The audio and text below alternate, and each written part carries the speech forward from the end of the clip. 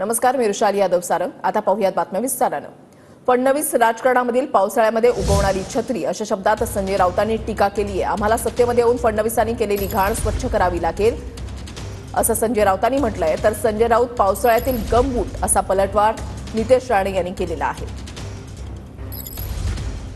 देवेंद्र फडणवीस बरं का, ही राजकारणातली पावसाळ्यात उगवलेला छत्री आहे।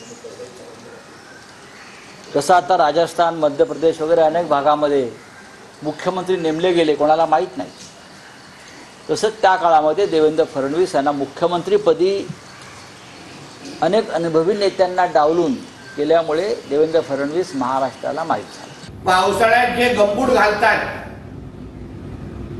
जे प्रत्येक जण पायात टाकून सगळीकडे चिखलामध्ये फिरतात, अशा पद्धतीच्या पावसाळ्यातल्या गंबूटाने आमच्या देवेंद्र फडणवीस साहेबांवर टीका करण्याची आणि थोबाड उघडण्याची हिंमत पण करू नये।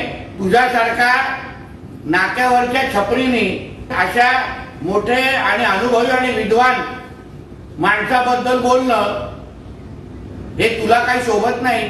भारतीय जनता पक्षानं या महाराष्ट्राचे जेवढं नुकसान केलेलं आहे त्यांच्या कपट नीतीनं, ते भरून येणं सोपं नाही।